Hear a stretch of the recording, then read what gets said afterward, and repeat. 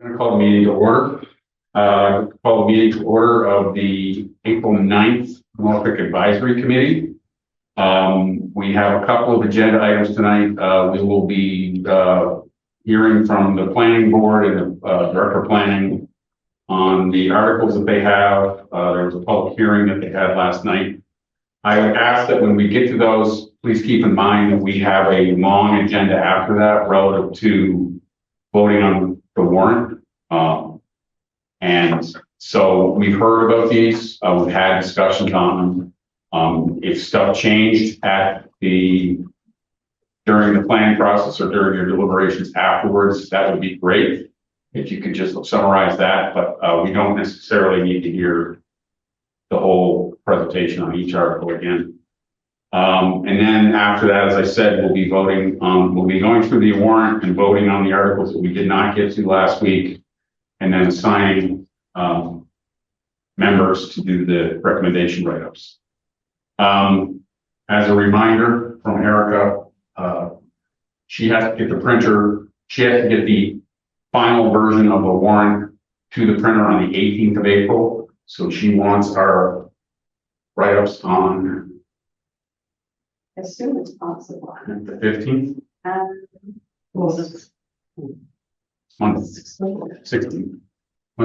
This, yeah, no later than the 16th would be great. That's next Wednesday. Okay. So that gives you a All right. week. Is that fine for you? Yeah. Okay. Great. So why don't I turn it over to the planning board? I will call on Chad, who's still chair, I believe. And I think I see Melissa there as well, and Rich. If you could just fill us in on what occurred. I have to do a roll call first, I'm sorry. Thank you. Jonathan Hurwitz. Here. Melissa Sear. Here. Hank Fitzgerald. Here. Joyce Terrio. Here. Rob Garrity. Here. Mike G. Here. David Lutz is here. Chad, again, to you. Yes, I will try to keep our presentations brief. They're very lengthy. No, I'm just kidding. Article 21, ADUs. Yep. We did hear back from the AG. And so they reviewed our ADU zoning article, and they had a handful of comments, very minor. We did work with town council on that to make really two changes. That's about it. And it was really just to clarify a little bit of language. They didn't like the language we had in for some penalties, so our town council changed that, and we simplified that. And I think Rich probably sent that. At least I hope we sent it over to you today. You did get a newly executed warrant, or the warrant based on your change. Yep. So we can look at that if you would like, but we did make those changes. By the way, we closed all the public hearings yesterday for everything we talked about. But Article 21, like I said, it was really just a couple changes that were recommended by the AG, and our town council made those recommendations to us that we voted on last night. We did also put together a slideshow that we're going to present at the town meeting. And it's not final, but we're still working on it. But there is one slide in there that might be beneficial for you all to see. It's a good comparison of the differences between our bylaw and what is allowed by right from the state. So it's a really nice quick little chart. I don't know if you want to. I have it up on my screen if you want to allow me to share. We have members who would like to see that. Yes, thank you.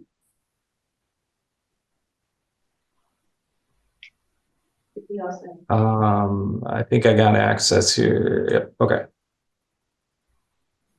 Okay. Let me know when you can see my screen. Right there. Okay. So this was the chart that we put together that just shows the changes, or how the differences between state legislation and ours. Up to 900 square feet, that's the same. One ADU by right, same site plan review, abutter notice. not in the state legislation, but we do have it in ours. Short-term rental is allowed by the state, but we do not allow it. And then the state does allow ADU in the front yard setback, and we do not. So please make sure that when you say the state allows and we do not, that you're saying state would allow. Okay, I'm sorry. Yes. The I state, know, I'm just, because until I saw that, I was worried that, you know what I'm saying? yep, the state would allow. Yep, fair. Yep. Or allows for, or something like The that. state allows for, yep. Sorry, I just Oh, thank you. Yep. anticipating a question. Does anyone else have any comments on this? No. Okay, cool. Thank you. If you want if you're interested in comments, you can forward the presentation. Okay. Yep. We can do that. Yeah, we can send that to you. We have presentation. We have two Or actually, Steph, why don't I let you know who's going to take those articles? Yeah, so why don't I let you know after the meeting who's going to take those articles and that they can look at it. We did a similar thing with Brian and Beachkowski on a couple of articles over the last couple of years, I think, where he talked to Rich. Either way. Yeah. Yeah, no, you let us know who's going to cover them, and we'll make sure Rich sends those to you. Okay. Yep. Cool. Thanks. You're welcome. So, and by the way, these are not final. We're still, we're waiting for your feedback, and if there's anything that you see that we need to update on it, we'll make those changes. You know, we feel that we've got here probably 2 more weeks before we can get these final, so that we have them ready for the moderator meeting. Great. So Article 22, the EV charging, we really didn't have any changes to that. Rob had a comment about one thing. We went back to town council and asked him about that, and he felt comfortable with the language and said we should just leave it. Okay. Sorry, Rob. Like non-commercial with 8 charging stations and no free one. I did also have a conversation with Peter Diamond since he disconnected during the discussion with us, and he helped draft those, and he did. Yep. Yeah, Peter was very, very involved and very helpful in drafting this. Okay, thank you. Yep. The next is Article 23, the floodplain. So it's just adopting the new FEMA maps. So it's a date change on the maps. And just so you know, I think we talked about this last time, the date is in the future because that's the date FEMA gave us to use for the new adopted maps. I believe it's July 8th. Yep. So Great. So no change to that.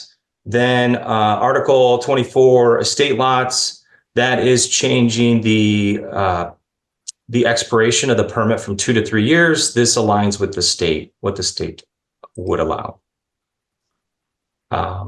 So no change on that. And then special permit, it's Article 25, special permits, the same concept there. We're just aligning with what the state would allow. We're changing our special permit expiration from 1 year to 3 years. Then Article 26 is the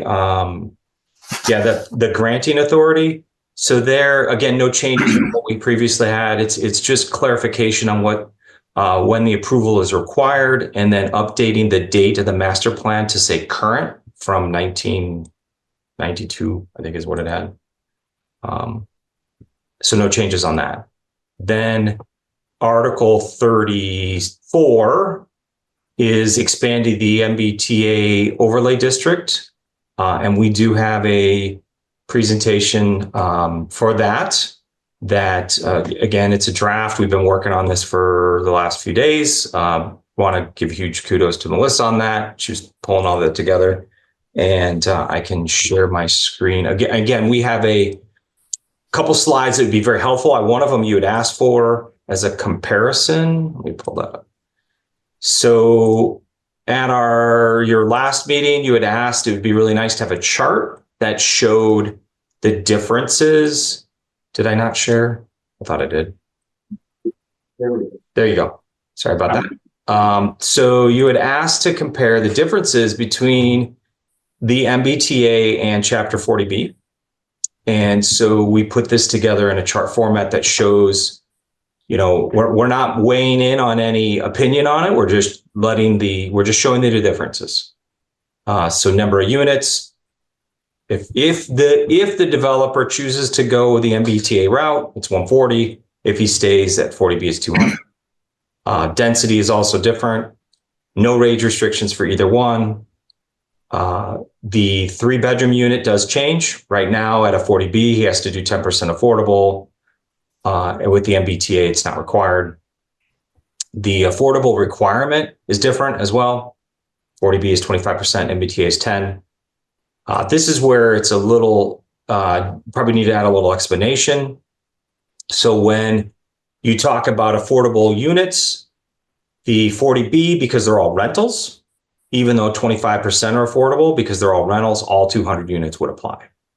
Whereas in the MBTA, only the 10% would apply. So that'd be 14.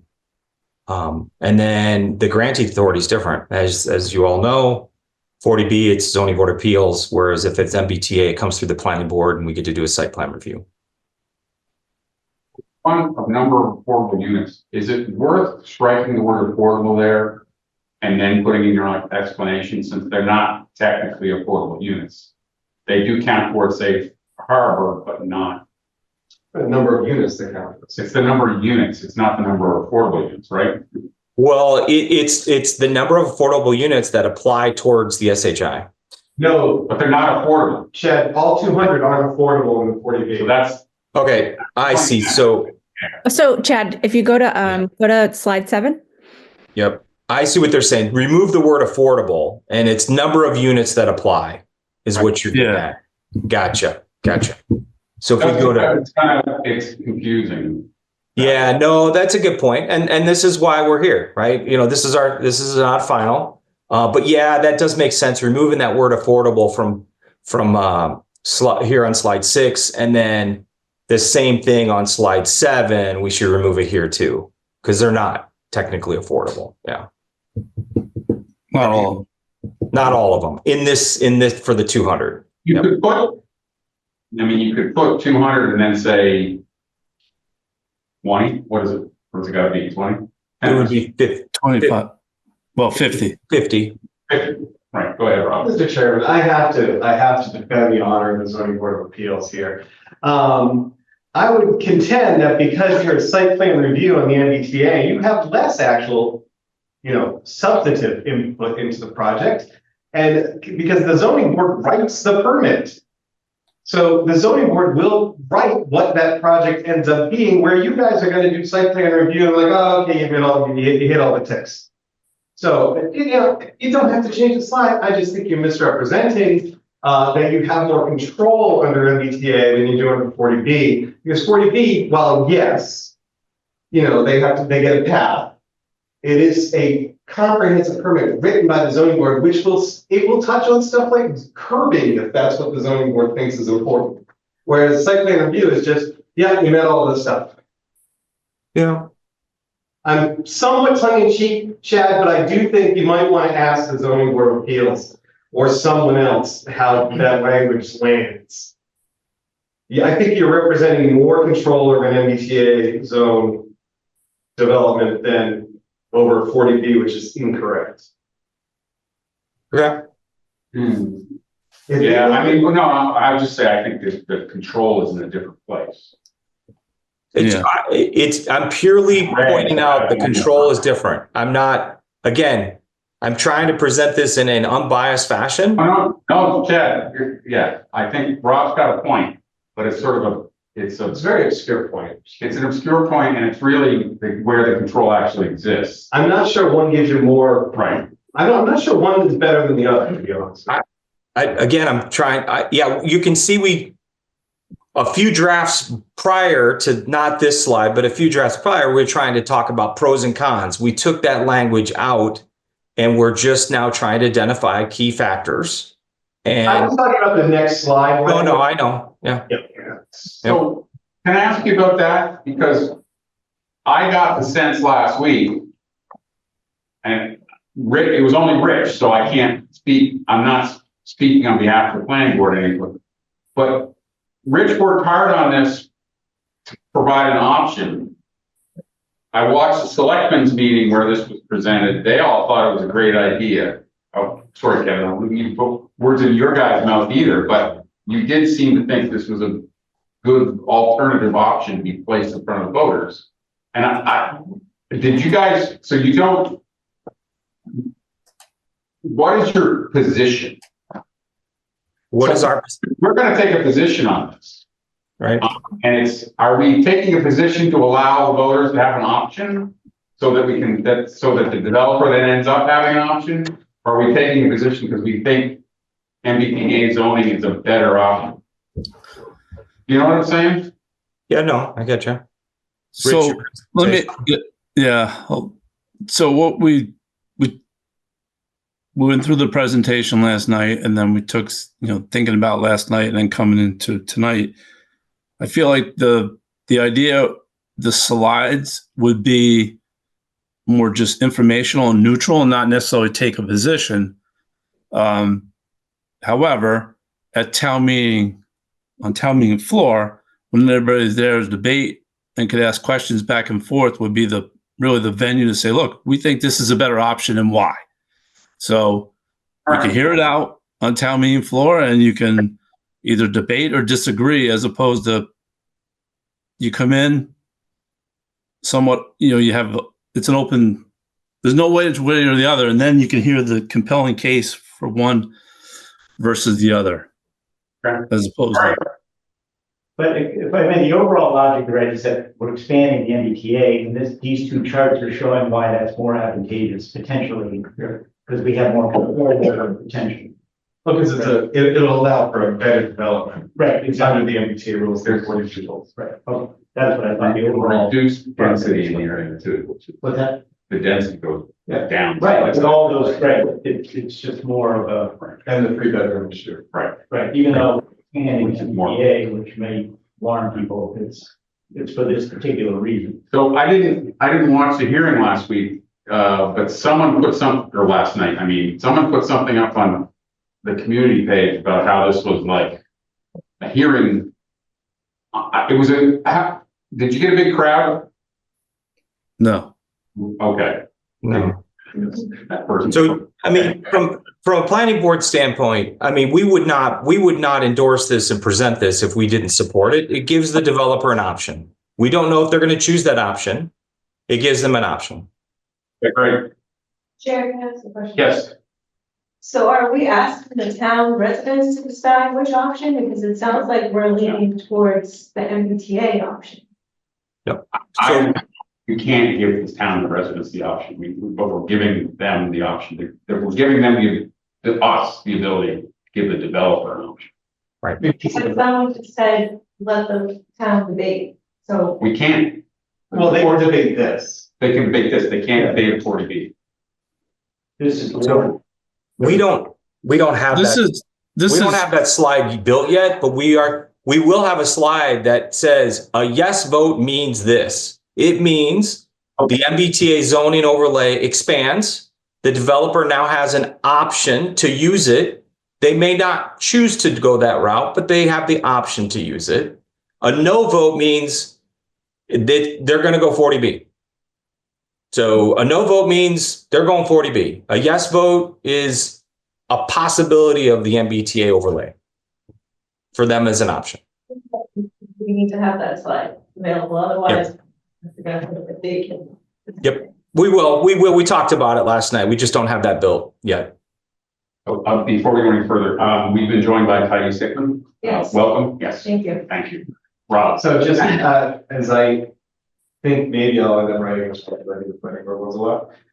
A question about the circumstances. Is it true that the developer owns all the parcels involved? Is that why this zoning is? He owns that little jog that's not in the MBTA right now, right? Chad, go up to slide 4, please. Yep. So this is the slide that was presented that got approved at town meeting for the Pondville Overlay District. And this is one piece of this at the very, very, very bottom. Over to the right, Chad, with your cursor, just slightly over. So, yep. So 8 Hill This Street. right here. Yep. So that is actually, so Pondville Crossing is across multiple parcels that they own. One of those that's right there is actually in MBTA district as it is. The other ones are not. So one of the parcels is included. The rest of them we would like to be included to provide an option to the developer, and then they will decide which way they can go financially or economically or however they're going to make that decision. Presented with the map that showed It- a big V-shaped parcel. Yeah, there you go. With, That's Yeah. so the one with the white building on it and the one next to that, are those those are both in the MBTA now? No. So these 3 parcels here are in the MBTA overlay district now. This one parcel here that I'm circling is currently part of Pondville Crossing, which is the developer that's doing everything in yellow. So these other parcels are part of Pondville Station, which is a different project. Okay. And he is currently submitted 40B and has not, but he may also switch to MBTA because he already had the option, but right now he's currently 40B. Question. Okay, is that it from you guys? Because I have a question. Yep. That's it. I have a question on the road acceptances, which I forgot to ask Blair last week, but you guys have to sign off on too. The Avery Way, is that a 40B? Yes. And they built the roads to, I mean, I know that someone's raised with me the issue that not all 40Bs in town have had their roads accepted. And at the same time last week, when Blair was giving us the mileage that he has to cover every year, and the ability to not be able to get to potholes, et cetera. Is this in a 40, is the entire road in a 40B? Yes. And how come we're accepting this like right away? Well, the development is done and it's ready. The road's been completed and it's ready to be accepted as a public way. It was approved with the intent and purpose to become a public way. It was designed to be acceptable in terms of a public way. There are some changes that were done in terms of specifications, but those changes were based upon recommendations for DPW. For example, the DPW has moved away from a granite curbing to a monolithically poured curbing because of its longevity and its functionality. Technically, in the subdivision regs, it still says granite. But it was built to our minimum road specs. Yes. Some of the other 40Bs, and Well, the other 40Bs, they don't have fee simple lots in them. It's all one parcel with the condo on. This one, they're all fee simple. When Waits Crossing comes up at some point, there's a loop that will remain private, but the main road Waits on and off of Main Street will be accepted. And the one-way loop will not be accepted in that case, what you're saying. The one on Lawrence, off of Lawrence Street. Yes. Oh wait, I got the wrong development. Crossings, never mind. Yes, I do. Yeah. Thank you. Yep. All right, thanks for that. Is there anything else from your folks' end while we got you? We did, and so if you follow on the warrants, the map has been updated from the prior version for the MBTA zoning. I think it's, at least with consulting with town council, I think it's clear in terms of what's in, what's not. Okay. That's it. Any further questions for you folks? Okay, thanks, folks. I appreciate it. All right. Have a good evening. So our next order of business is to start going through the articles, the ones that we did not vote on last week. I believe I took appropriate minutes, but I may have screwed it up. However, I also want to open up the warrant that we got from Justin today. Oops.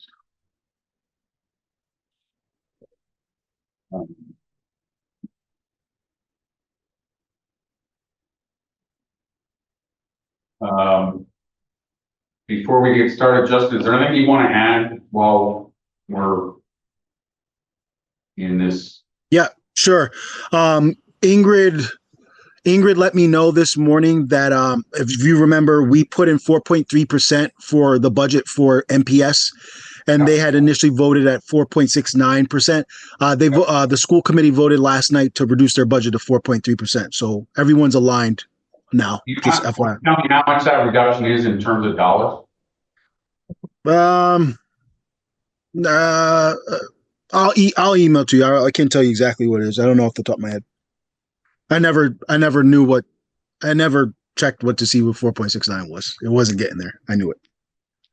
All right.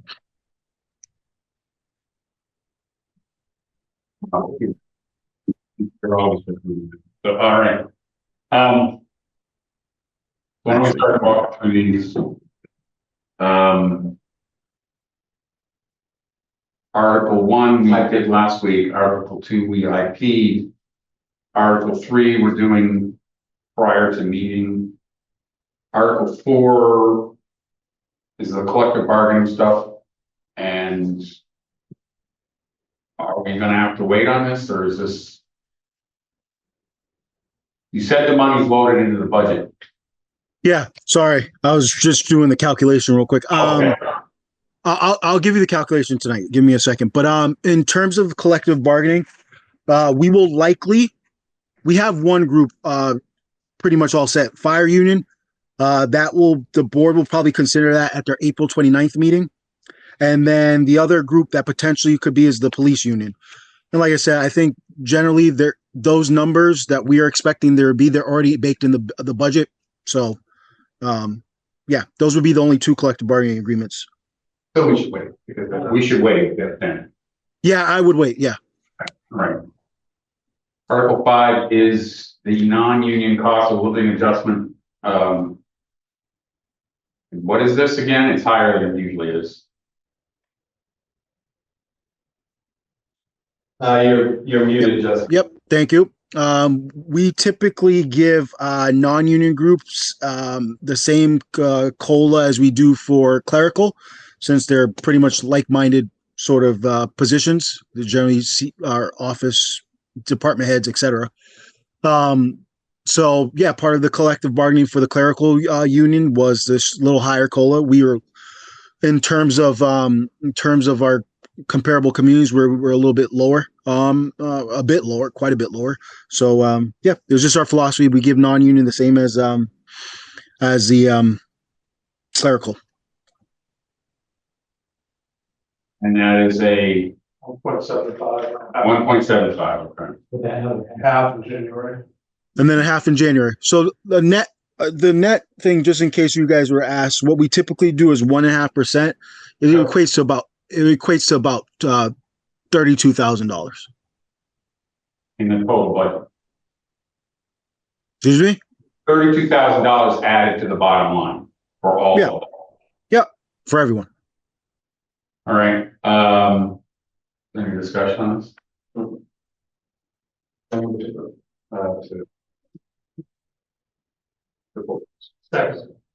You move to adopt. Adopt. We have a second. A second to adopt. I will take a roll call vote on this. Patty Sickman. Yes. Mike G. Yes. Rob Garrett. Aye. Are you, Joyce Terrio? I have to recuse. Yep. Ken Fitzgerald. Yes. Jonathan Hurwitz. Yes. Melissa Sear. Yes. David Booth. Yes. Okay, adopted. Anyone want to write this one up?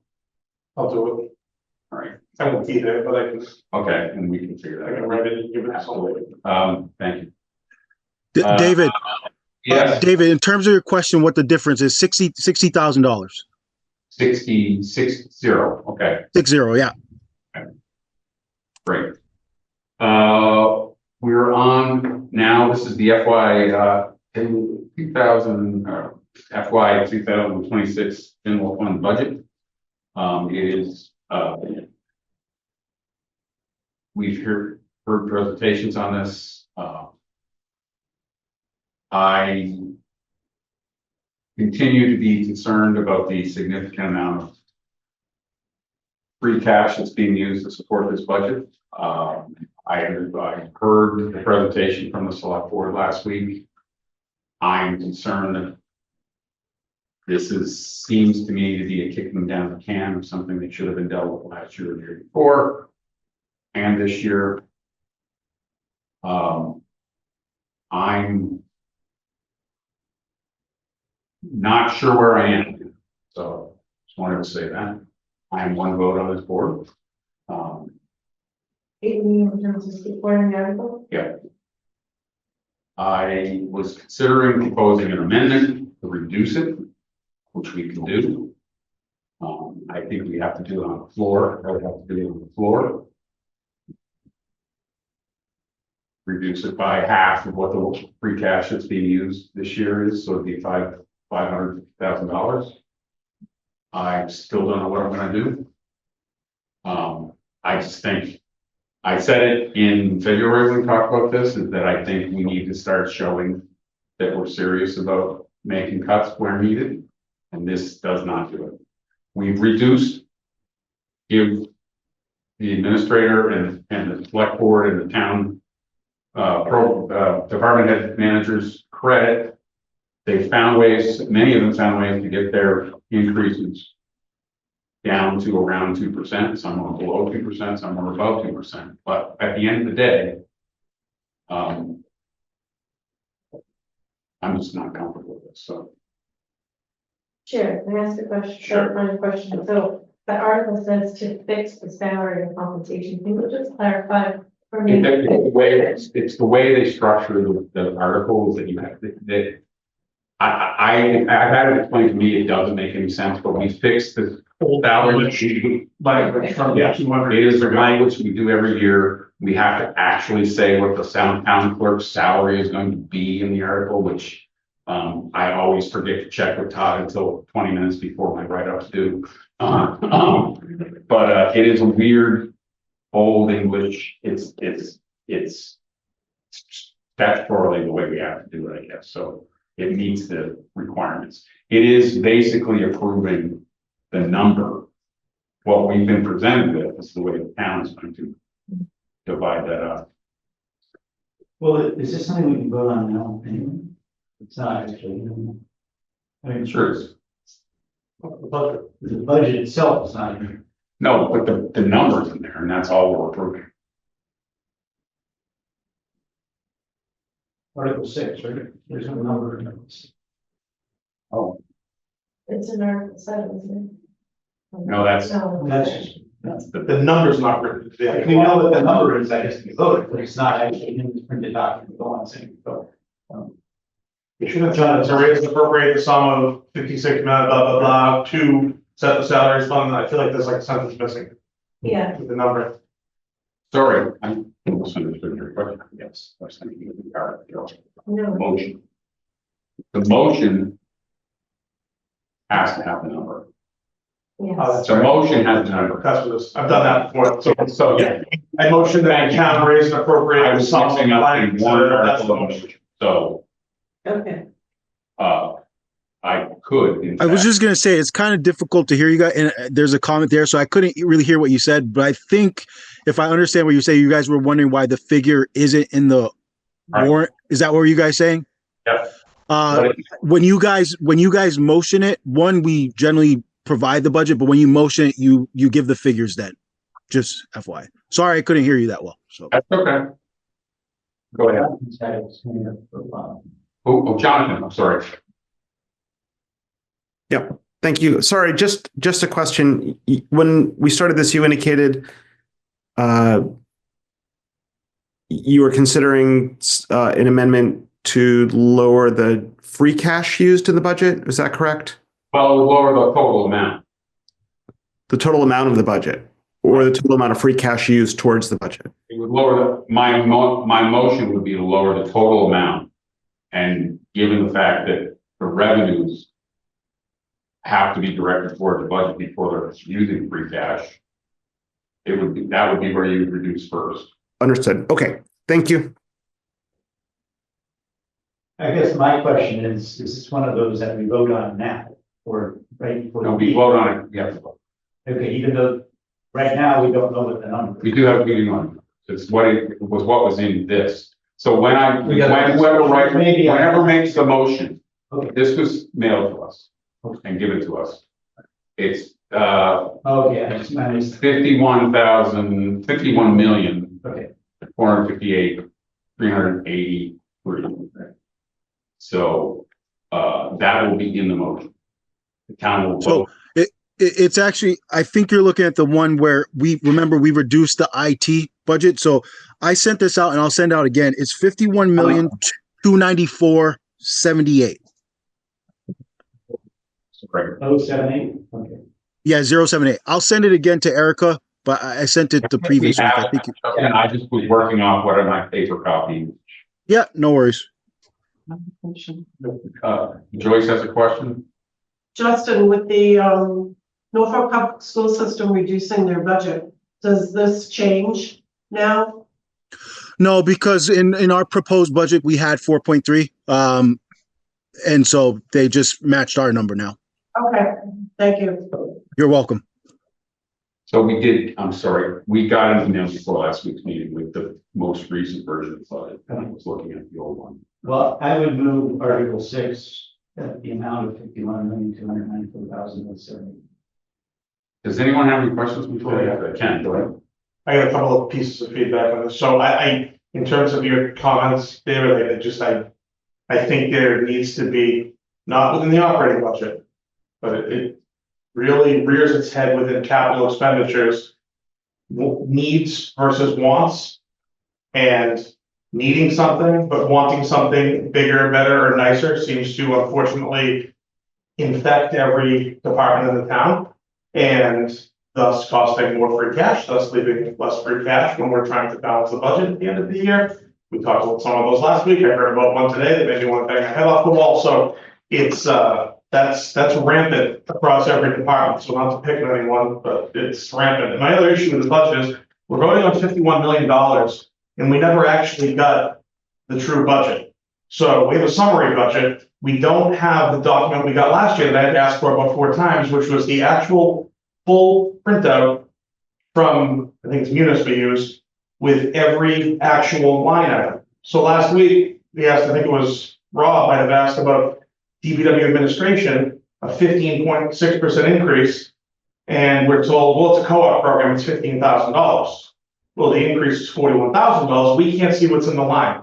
So, okay, it's $15,000 for a co-op program.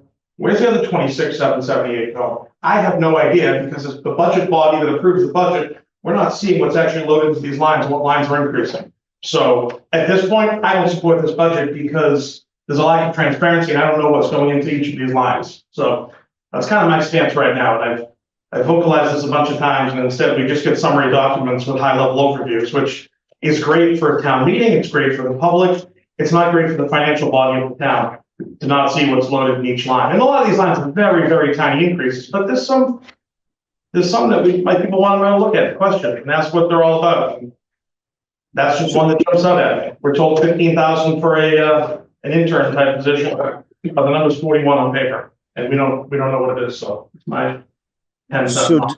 So David, I like to comment because first, I disagree with the notion that there's more wants versus needs.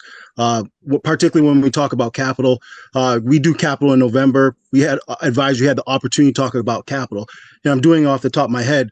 A lot of free cash was used to fund stabilization, OPEB. Over $600,000 went to facilities improvements that were required to be done. Education, ELA.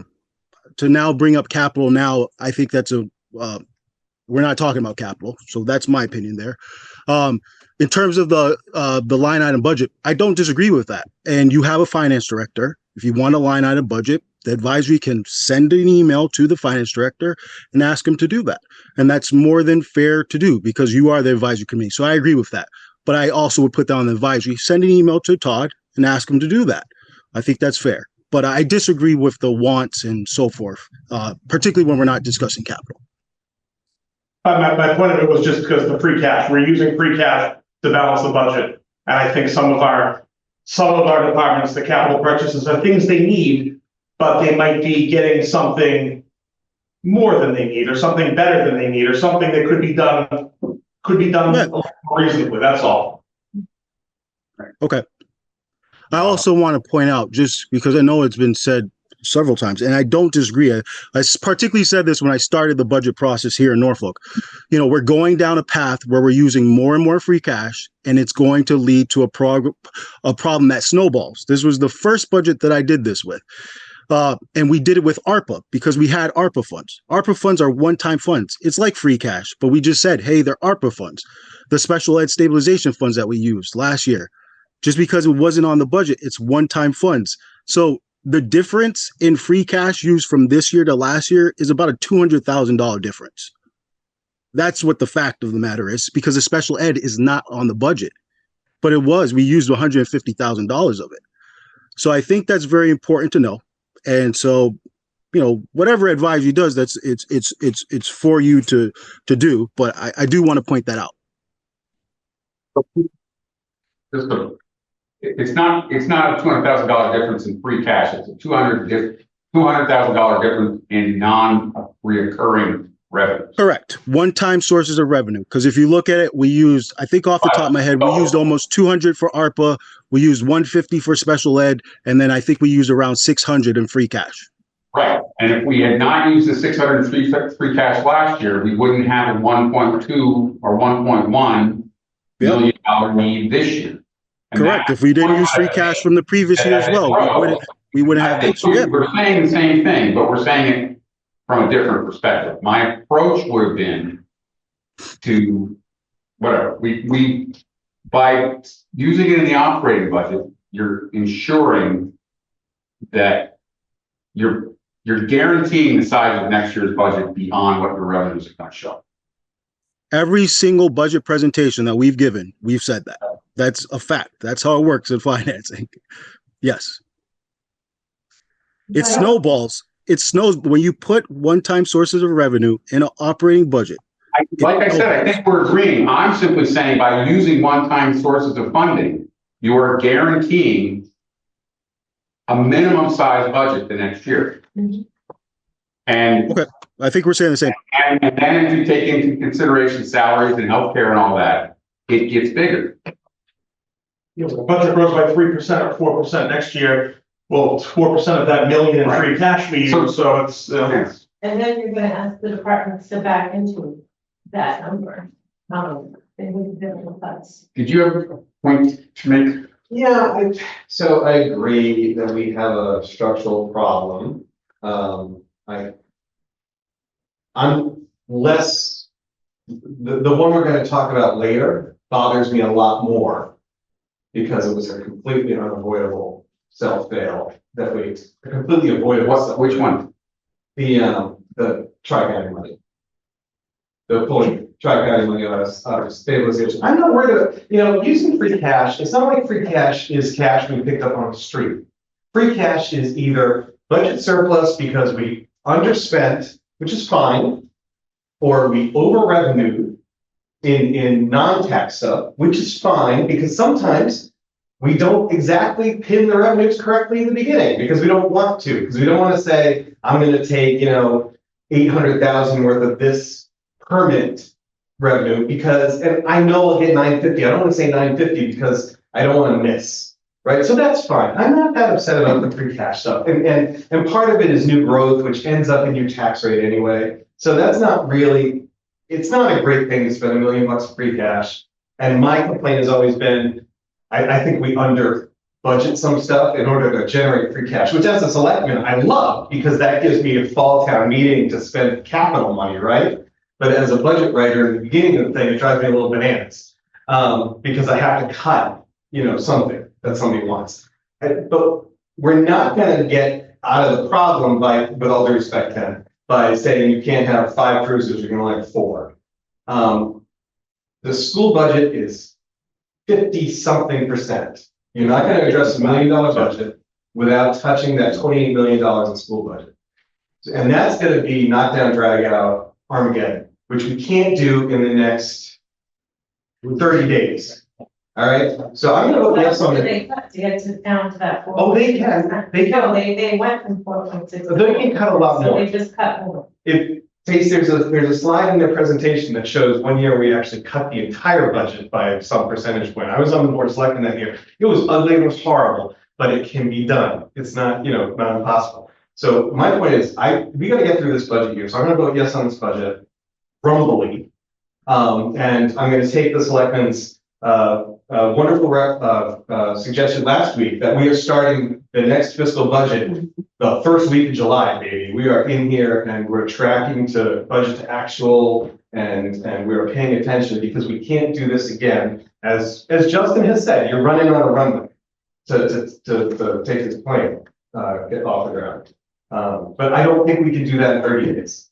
So I totally respect the feeling that this thing is out of whack and we gotta vote against it. And actually, if half the board votes against it, that's a very important message to town meeting, or one less than half the board votes against it.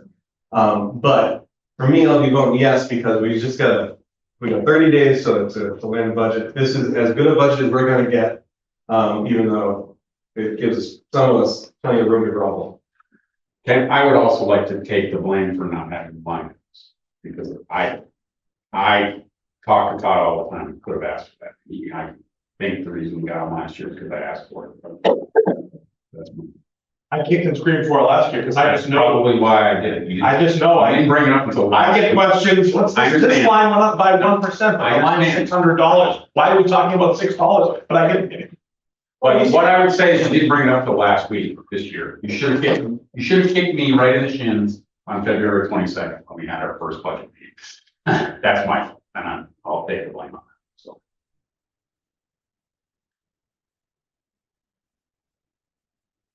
All right, I will get the line items. I don't think we can delay this vote unless we schedule a meeting for next week and then do the write-ups after the meeting. I don't think anything changes.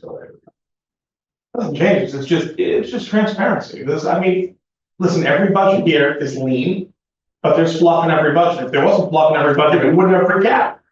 I don't know if the line items are going to get us. No, we don't know. But it's if you can't afford a large pizza, you buy a small pizza. You don't just buy a large pizza with somebody else's money. That's all. You gotta get the pizza. It's just maybe you don't buy the large.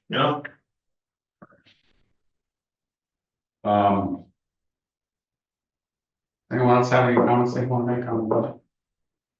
I would just like to know what the plans for presenting the budget in the town meeting. Are they going to get the level of detail from each department that we got? Because They get this. And they ask questions. Some of them they don't ever ask questions on. Some of them get rolled pretty hard, depending on what it is. The schools give both schools give a large presentation. And then the town gives a presentation and highlights where they may have to make major changes. And then people have a special interest in this and ask questions that time. They do not get any level of, they do not get what we get, which is in one-on-one meetings with folks, and they're not. So we're supposed to be doing it. So I just think like a small presentation from each department would be helpful. I disagree. I don't have time for that, but. Well, I think that's why this is our advisory role, will be taken on the brunt of that. Right. I'm gonna support the budget for most of the reasons Rob said. But that's why I maybe have put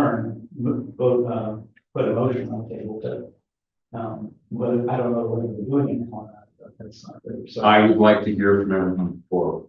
We can have a motion made. what are you talking about? But then we can next week, so I didn't know what that was. I mentioned it. I didn't say we should do it, and I'm not in charge of that decision. We are, so. Um.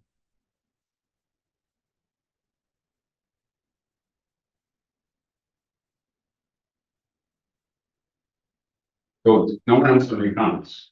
I need. Then the change motion. Oh, we have a motion too.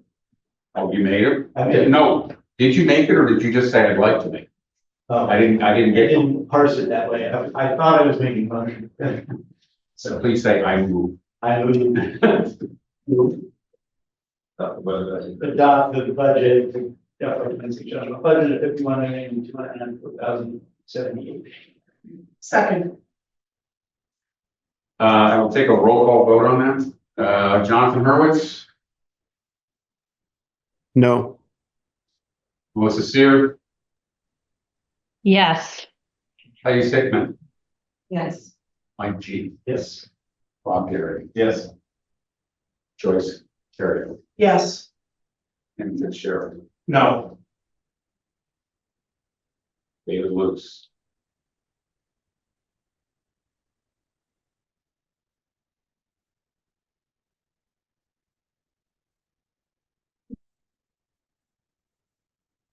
Five by three.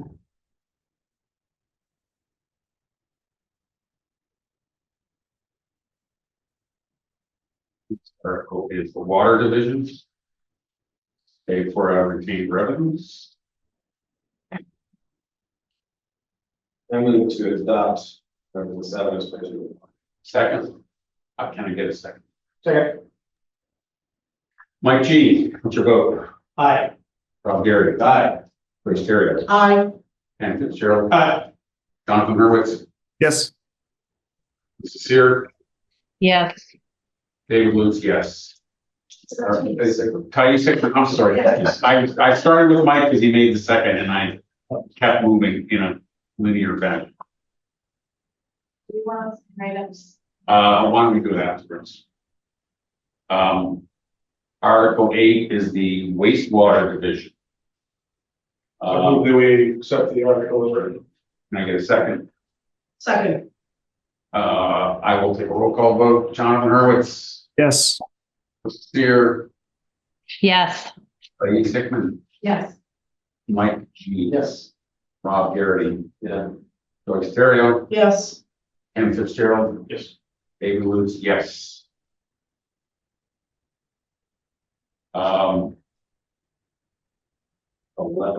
11. Well, oh yeah, we did look down 9 and 10. 11. Revolving funds. This is a standard article we discussed actually doing it last week, but we thought we'd wait. Jonathan to be back and Ken Cather's not here. So if there's any discussion on that, I'll take that. I will point out the Recreation Commission. I had a conversation and I received some information from Ann Proto regarding her revolving fund. I did forward that email to all the members.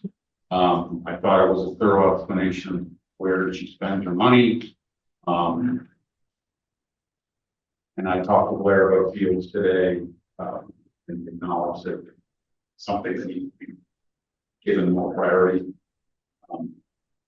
So I wanted to address that question that we talked about at length last week. Beyond that, does anyone have any other questions on this article? I will take a motion. Move to approve Article 1. Second. There we go. I'll take a roll call. Melissa Sear, Yes. Jonathan Hurwitz. I'm sorry, just to clarify, this is number 11? Yes, revolving funds. Yes. Heidi Stickman, Yes. Mike G. Yes. Rob Gary. Abstain. Joyce Terry. Yes. Ken Fitzgerald. Yes. David Luce, yes. We'll vote. Article 12 is Chapter 90. This allows us to accept and then I think spend. we already did.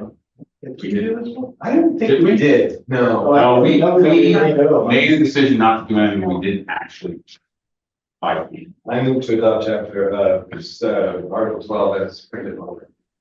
Second, All in favor? I thought we did yes on this last week. I think No? we talked about it and we backed off, but either way, let's do it again. I don't know. Okay. I think we only did IPs. We got to this one. Yeah, we did approve it last. Oh, we did? Okay. I had 12, 14, and 15 that we said yes to last week.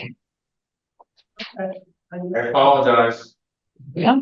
I got a running list and I We did didn't. it out of order, we did it after our. Okay, Back to it. we went back just to confirm. All right, thank you. Yeah. Okay, so we're skipping Articles 12, 13, 14, and 15. Article 16, community preservation stuff. We did not do these because we did talk about those. Right. Article 16 is the, wait a minute, did I skip one here? Yes, I did, I'm sorry. Article, 14.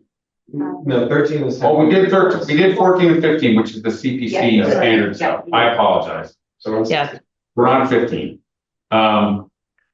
This is for an appropriation of $15,000. I'm sorry, I see, I'm reaching. 1-6. 1-6, I apologize. nearly. Mirror Lake. We've had years of discussion on this. Yes, we'll go away. No. We'll come back with a vengeance for more money. I think at this point, I would support it. Just the phase one, right? Right. Yeah, I feel like they've done some due diligence, but that's my opinion. So I'll take a motion on this. I move to adopt Article 16 as printed in the warrant. Second, Right, I'll take a roll call vote on this. Ken Fitzgerald. No. Melissa Sear. No. Jonathan Hurwitz. Yes. Thais Hickman. Yes. Mike G. Yes. Rob Gary. Yes. Joyce Terry. yes, David Lutz, yes. I do want to say that if they come back looking for money for the dredging because they expect to get federal dollars, it's going to be a much different conversation. Was it 62? Yes. And I can do this because I've written Were it. there 3 no's? That's what I was trying to get. Yes, two. You had one. Yes. And Melissa. No. No, Jonathan, too. No. No, he's not yet. No, yeah, I noted, I was surprised. I thought Sean, there was gonna be a no. Article 17 is improvements to the Campbell Forest, including the parking area. Rob and I pledged to go walk the Campbell Forest and we failed because it seems to rain every time we plan this. Having said that, it's a town asset that gets used quite a bit, I think, and is deserving of some support. I move to approve Article 17 as printed in the warrant. Second. All right, take a roll call. Joyce Terry, no, Rob Garrett, Aye. Mike G, Yes. Thais Hickman, Yes. Jonathan Hurwitz, Yes. Melissa Sear, Yes. Ken Fitzgerald. Yes. David Lutz, yes. Vice Mayor. Article 18 would use $55,000 to do playground surfacing work at the Freeman. We had a presentation from the facilities director on this and the next article, which have to do with resurfacing there too. If there's no other further comments, I'll take a motion on this one. I make a motion to approve Article 18. And get a second. Second. I'll take a roll call vote. Thais Hickman. Yes. Mike G. Yes. Rob Garrett. Yes. Joyce Terry. yes, Ken Fitzgerald. Yes. Melissa Sear. Yes. Jonathan Hurwitz. Yes. David Lutz, yes. Article 19, same concept for the HOD. Resurfacing of the playground. I'll make a motion to approve Article 19 as written. And second. second, Jonathan Hurwitz, Yes. Melissa Steer, Yes. Heidi Sickman, Yes. Jonathan Arch, Yes. Michael G. Rob Gary, yes. Joyce Terry. Yes. David Woods, yes. Ken Fitzgerald. Yes. Article 20, would, extend the time of the approved money that we did for pickleball last year until June 30th, 2026, which gives them another year. Oh, wait, no, I'm sorry. December 31st, I was reading the dates back. December 31st, 2027, which gives them another year and a half. I have a very brief comment. I would be happy to hear. My very brief comment is, forgetting pickleball and everything else, I don't like that we're gonna extend money that was approved last year for another year and a half with all the public construction cost escalations and everything else. We're going to have to revisit this when 112.6 goes up by 6 or 8% this July 1st, 6 or 8% next month, and then all of a sudden we need 123.9 or something like that. So I don't support this, not because I don't like pickleball, but because I just find it to be fiscally irresponsible that, well, here, we'll just kick the deadline down the road on a public construction project. So to me, it's, you had a deadline, you So- do it within the One deadline. of the issues here is that they move forward and then realize that the planning board had jurisdiction. And so they have to start a moving process. Having said that, that's gonna be an issue, but, I just don't think the quote from last year isn't gonna be good to you. So that to me, it's a little bit of a technicality to get a note on my pickleball thing, but I'm just saying, I just feel like it's not responsible to say, well, you can have this much time. The dollar amount's gonna change. Come back to us with a new article when you have it fully permitted, ready to go, and you have the they need to actual. spend the money out of this. Where is this going? CPC. Community preservation. It could be used for benefits other places, playground, so I'm just saying.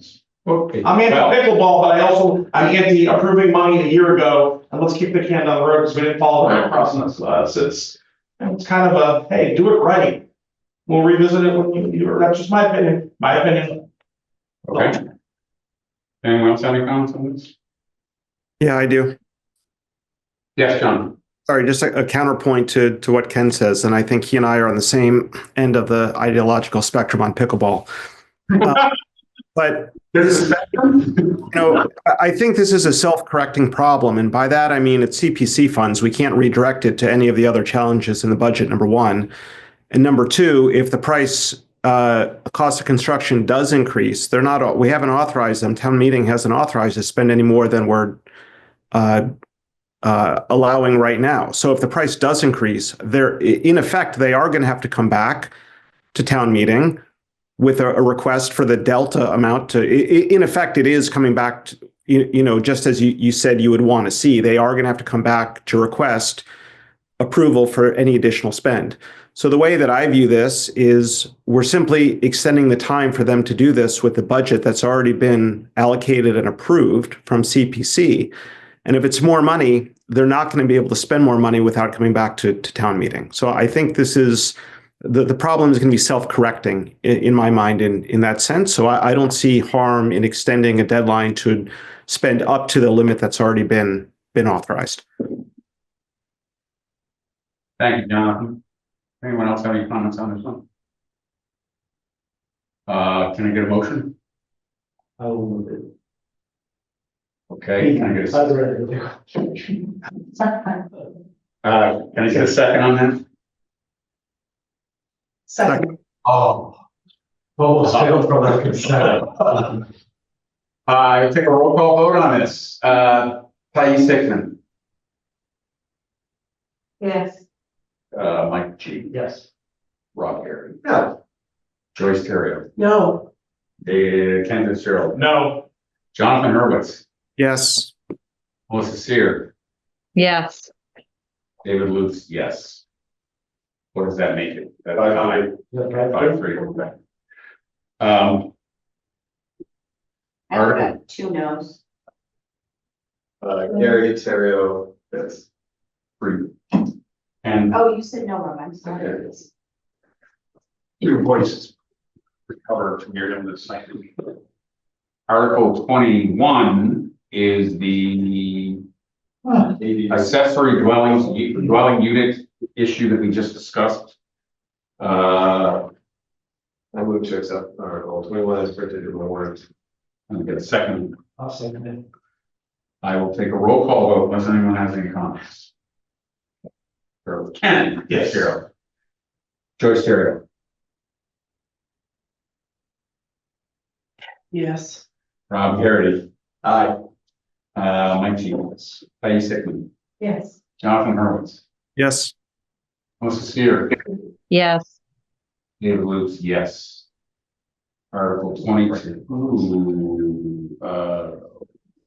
For the small. EVs. The EV charging station rezoning.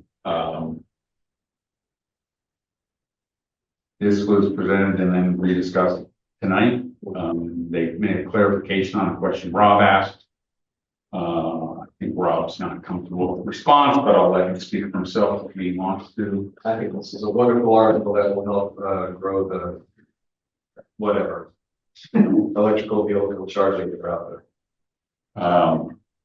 What I would say in support of this is that I worked on a couple different ends of this issue.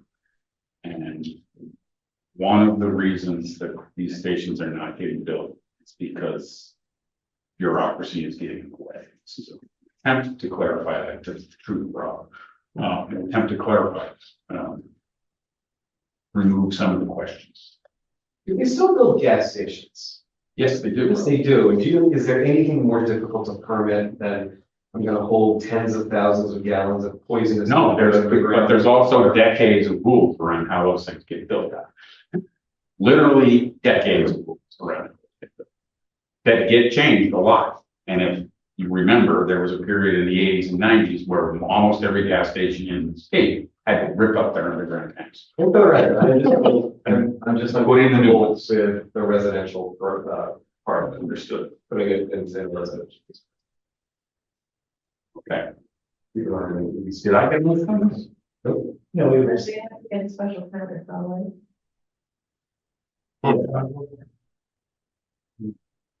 Which allow for appropriate. Okay. I move Article 22 as printed in the warrant. Can I get a second? Second. I will take a roll call vote. Joyce Terry. No. Rob Garrity. Yes. Mike G. Yes. Patty Sickman. Yes. Jonathan Hurwitz. Yes. Melissa Steer. Yes. And Fitzgerald. Yes. David Lutz, yes. Well, after all, Overall, they're gonna come back and amend it the first time someone drives. Rob's Residential Charging LLC is probably licensed to the Secretary of State. Here's your free plug outlook over here. You don't get to permit me at all because I'm. This, Article 23 is the adoption of the floodplain district. This, as Chad mentioned, to address the concern that we raised, is that the date is the second week of July, but that is when the floodplain map becomes effective at the federal level. So we are aligning ourselves with that. They also, I did notice this, but I meant to ask. They struck a mailing address we had from FEMA. I wonder if he's getting moved or not. It's a weird thing. We had the addresses where the notifications have to be mailed in the bylaw, which is sort of hilarious. Anyways, do I have any other comments on this? Why don't they just say the current map rather than put a future date? Because sometimes It's delayed by a day. well, no, sometimes these get controversial. Yeah. That's what I'm saying. What happens if FEMA, for some reason, delays this to July 9th? Is this Are we not, is it not adopted technically? Because Yeah. they told us this is the date in the future and the document will never change. I think the map's been published and the effective date of the publication, it's gotta be published in regs, which have an effective date. So the Yeah, so effective- the date's on. The effective date of the regs is that date. If it gets held up, then the map that's current remains current, so the date remains the date. You know, so in other words. Yeah, no, it says dated, not issued. That's what I'm just wondering, if something gets held up in the federal government a week, this thing comes out July 15th, is it null and void here because we said, no, it's the July? No, I understand. A weird little But technicality. there was, the map that we adopted in 2007 actually took 2 town meetings because it was very controversial. First time they had redone it in like 25 years and it was radically different. And we had to have a series of hearings. So people who were actually impacted had an opportunity to actually understand what was happening with their property. So that the reason we adopted this way is to avoid that. And I think that if it's not adopted on the 8th, the map that's currently in place would be consistent with the map that's. What we do at that point is a whole different question. We have no choice in a town meeting form. So I'll move approval, adoption of Article 23 as Second. We'll take a roll call vote on this. I will not start with Joyce because she confuses me. Rob here. Aye. Mike G. Peggy second. Aye. Jonathan Hurwitz. I'm sorry, number 23? Yes, the floodplain, yes. Yes. Melissa Sear, Yes. Ken Fitzgerald, Yeah, David Lutz, yes. Then call Joyce. Oh, call Joyce Terrio. Yes. Oh, thank you. Article 24 is the state lot, extending the estate lot expiration date from 2 years to 3 years to bring us in line with state law. Yeah. Can I get a motion on this unless someone has a comment? I would move, approve article. Second. Any comments? No. Jonathan Hurwitz, Yes. Melissa Sear, Yes. Ken Fitzgerald, yes, Joyce Terrio, Yes. Rob Garrity, Yes. Mike G. Yes. Peggy Hickman, Yes. David Lutz, yes. Article 25 is the same thing, sort of. It's an amendment to the zoning bylaws for special permits. Extending the date from 1 to 3 years. Similar explanation. Does anyone have any comments on this? Can I get a motion? We'll move Article 25. Second. 26. 26. I move that motion. Okay. 26. No, we're on 25. You just did 24. Can we just do 25? No, we did 24. Sorry. This is 25. It's a long day. It's a long night. It's a long one. It's the second big law. We should have merged those two together. There is some point and purpose to talking to the planning board about that. But I think they've made a decision that different permits require different articles. We've done this when we did the B1 district, they had 4 different separate articles. Rezone one something different. I have a motion in a second. Take a roll call vote. David Lutz. Yes. Joyce Terrio. Yes. Rob Garrity. Yes. Mike G. Yes. Peggy Hickman. Yes. Jonathan Hurwitz. Yes. Melissa Sear. Yes. Ken Fitzgerald. Yes. We have a vote. Article 26. 26 is, I'm looking at the actual article, which one is this? Zoning board, it adds the site plan approval. Oh, Site okay. plan approval Right. required. Yeah. Current national. Current national heritage. Yep.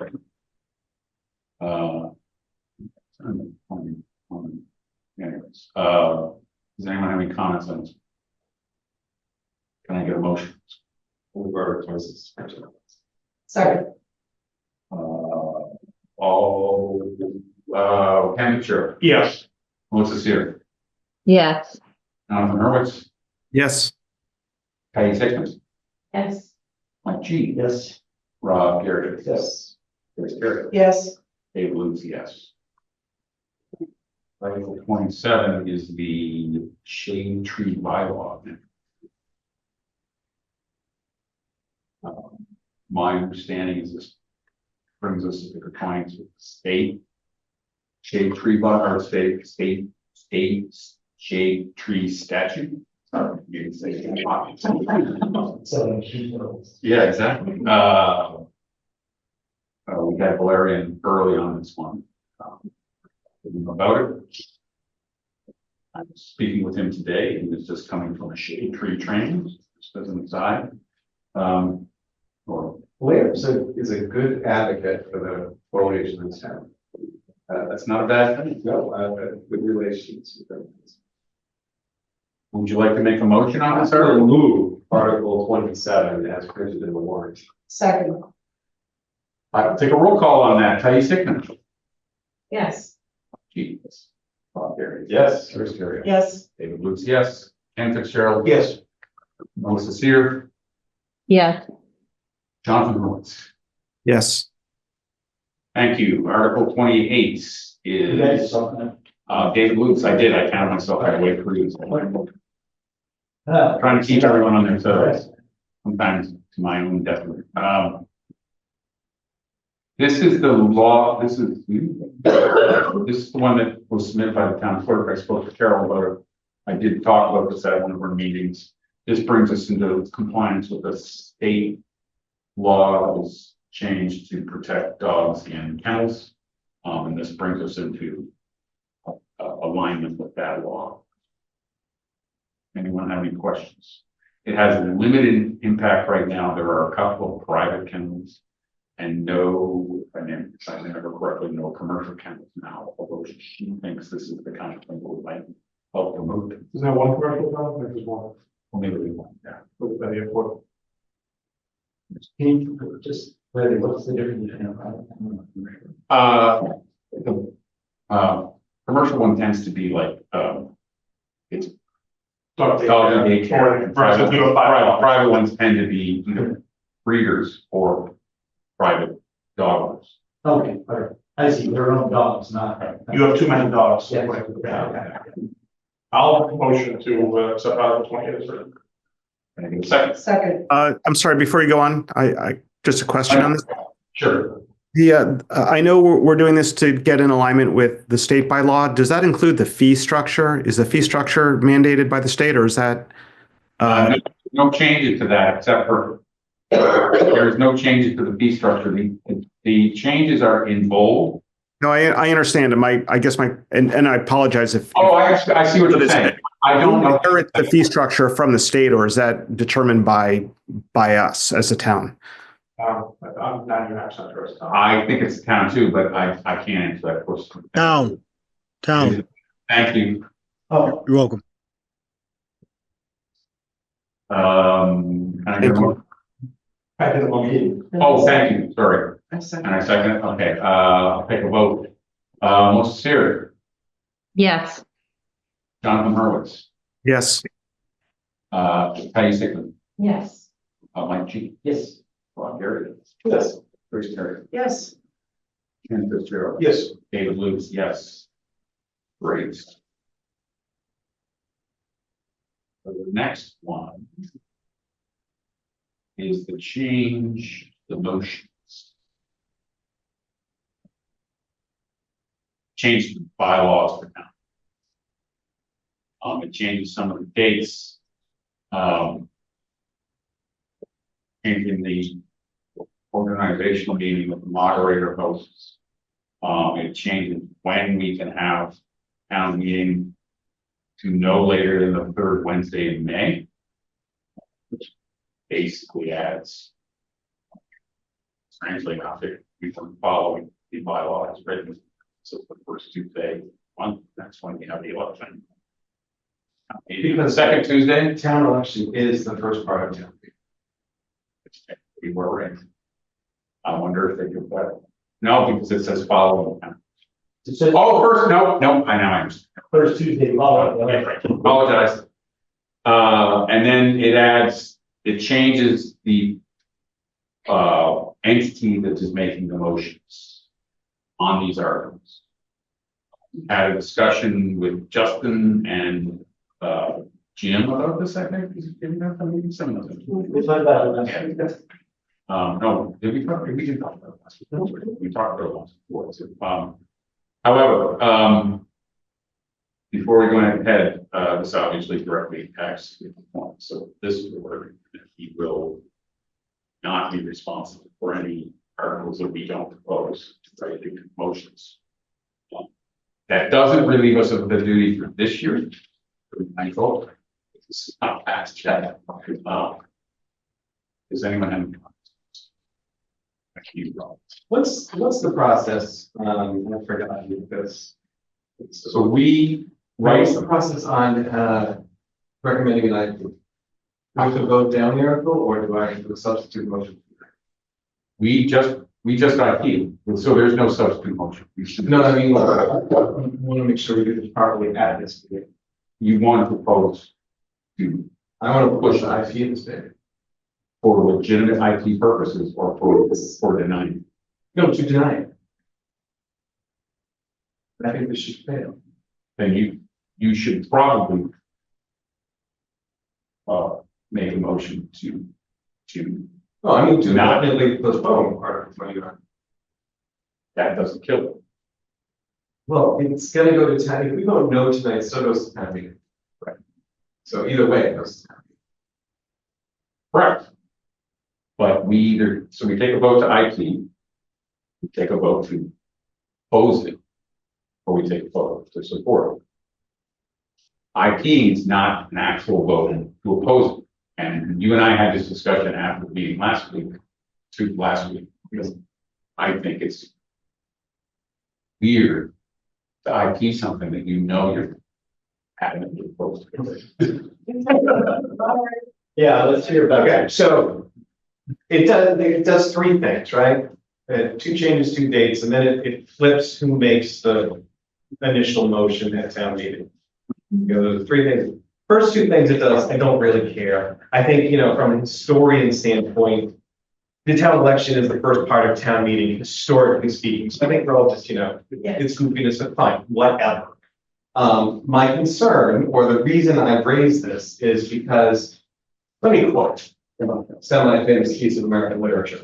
Prudence will dictate that governments long established should not be changed for light and transient causes. I have not heard the reason to change the way we've been doing town meeting for ever, other than other towns do it this other way. Sure, other towns do it this other way. Other towns have the selectmen appoint the advisory board, as one of our citizen petitioners suggested. Other towns call it the advisory board of FinCom. Other towns have RTM. Fine, you can do whatever you want. We've been doing it this way. Is there a reason you want to change it? I think the way we do it is actually superior, because what you've got in the advisory board is a first look at an article before it goes to town meeting. Now, we have an open town meeting. Anyone can go. That's wonderful. It's direct democracy at its best. But it means you could have 5 people one night, you could have 327 people or 900 people. And those 900 people probably didn't pay as much attention as the 8 of us are paying, right? So the town people rely on us to get up there and start the ball and say, we've looked at this, we spent a bunch of Wednesday nights on this, we missed dinner, we thought about it, we sat there and we wrote out motions, and we didn't do it because we liked these articles. We did it because they were given to us. Anyone who gets up and proposes an article, right, they like the article. So you're not really getting any new information at town meeting from proponents. What you get when the advisory board gets up is you have either an unimpassioned group that says this is great, or you have the other part of the advisory board, which is to produce the IP, which is this isn't well thought out. There's a problem to do this. There's a problem doing this. We shouldn't do this. And what the IP does, because it's the advisory board, you actually have a 2-step process then to overturn an IP, right? You got to vote no on the IP, and then you got to do a subsequent. Yes, you do. You have to do a subsequent vote to reintroduce the motion, right? So that's 2 votes. So that gives you, frankly, and I know people don't like this because we want town meeting to take approximately 7 minutes so I can get home and watch Survivor. It gives you chance, an extra chance to talk to people, say, think about this, okay? We know you liked it because you proposed it, but think about this for a second. Here's the reasons we didn't like this. And then, frankly, it slows down the adoption process to give more thought to an issue. That's why I like the way we do it. And when we heard from the selectmen, with all due respect to the selectmen, the board of the select board, we can't Free fries. Jeez. With all due respect, we didn't hear like a really convincing reason other than Joe does it that way. You know? And they also, well, the language says proponent now. When we heard from them, they said the select board would make a motion. So That, I think, was a misspeak, but the planning board would make planning board motion. The town clerk would make the one that the clerk proposed, for instance. Yeah, so. The citizen would make the citizen's petition. Yeah, That's what they meant. They didn't say that. In my case, Rob, I think I agree with you in that. Now you have an unbiased person making the motion. Oh, but we, all right, take the other side of Their it. department. We do not lose the opportunity to make the first comments on the motion. Right. But they We get, will always make the first comments on the motion. Joyce, The way we do it now, the proponent always has an opportunity to get up and speak. after we make our motion. Mhm. The motion is only speaking these sort of boilerplate language that's already written down in front of them. That's the only thing that's happened. They're actually. Well, the motion is not yet. If you give them the motion, that's the way it is, or But they want to write. But- Yeah, I know, but I mean, it's all, there's nothing. Right, there is no editorial in the motion. Right. The motion is up, down, or E by Yeah, P. exactly. The point is, what is the first motion? And the motion is always going to be a positive motion. Correct. Who writes the motion, I guess is the question too. Well, the The proponent, citizen proponent writes it, do they know how to write the motion like we do? So, we don't have a right motion. no, but let's have a little bit of a review process, Eric, see if you see it, that sort of thing. So I'm a citizen, I'm petitioning that I want to put a helipad on top of my roof, so it's nice to get pissed every time the helicopter lands, right? And I propose this instead of going to the planning board, and so I propose that Ken can have a helipad on OP, and it might not be, is the motion legal, is the motion correct, is the motion, I don't know, I don't like the, I don't know. I don't like the- Hold on, Jonathan? Yeah, maybe it's just a question where you stated the individual making the motion or the board making the motion. It's simply reading the motion. It's not editorializing. I agree with that in concept, but that's not written one way or the other in what we're looking at on paper. It doesn't set down any rules on who speaks next. Is advisory board first? Moderators sets those rules. I understand, but that's I'm just saying. But that's my point. Is I think in concept, I don't see a problem with the proponent standing up, making the motion, it going to the advisory board to read the recommendation. It is open to the floor for anyone who wants to speak. I don't think it's fair for us to say that that's how we expect this to work, because it doesn't say that at all. It just simply says the submitter can make the motion, and then to your point, it's up to the moderator what happens next. So I'm trying to pull it up right now. There is a bylaw on how town meetings run. This amends part of that. And I believe that the bylaw is written, and I'm going to try to find it right now. And it's Basically, not just reading the motion, it's writing the motion also. well, except the writing the motion is not the issue. The reading the motion is the issue. So But no, well, except no, if they want it to pass, they have to write it so it's legally compliant. Right. If it's written legally non-compliant, it's not a valid motion. But doesn't who mean has you're not gonna oversight do it of by that, though? Who has oversight? David, just for context for people, you had two citizens petitions, right? And on the warrant, the citizens petitioner did not write the language. He gave me boilerplate language. I wrote the language, right? We would do the same thing in this case, right? This is trying to make it more efficient. Obviously, if you're a proponent of an article, then we know you're going to be advocating positively for the article, so we can write the motion in advance. So the petitioner would not be writing the motions. We would be doing that. Okay, Who is we? You, Justin? Someone from the town or? Yeah, town administrator, town council. It's usually a collaborative approach. but, so they don't have to be reviewed by town council, except for the fact that if they're not written properly, they're not a valid motion. I'm sorry, I'm trying to find the regs. Joe, Rob, you have a comment? So what happens under this proposed bylaw? What happens if someone writes an article and the advisory board doesn't believe it should be supported? So CPC comes with an article, $1 million to dredge, to build dredge pickleball courts. And we think this is bad, all right? And we, at this meeting, say no. Under this bylaw, what's the logistical outlay? So the CPC will get up and make a motion.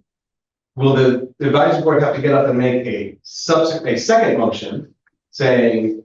Then they'll get up and read our IP, which is what they voted on in our meeting, right? And this is going to sound. No, it's confusing. Yeah, it's going to sound a little, maybe a little arrogant, but that makes this group like 8 people who go to town meeting from Berkeley, right? That is a total oversimplification of what we just spent the last 6 meetings and 14 or 15. Because we have the initial imprimatur.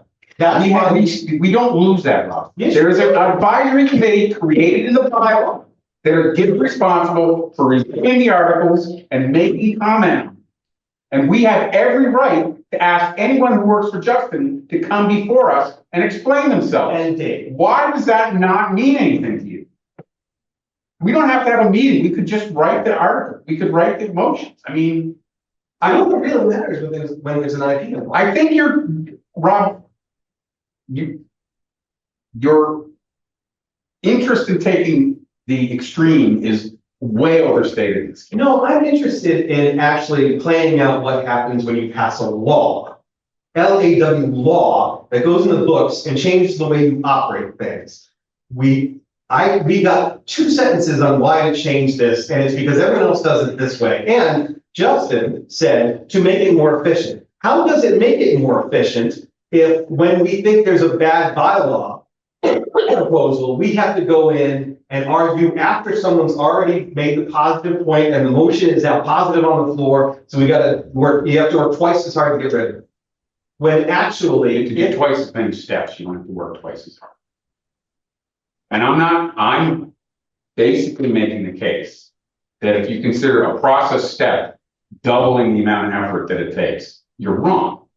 If it's a bad article and we can make a compelling case, then we hopefully,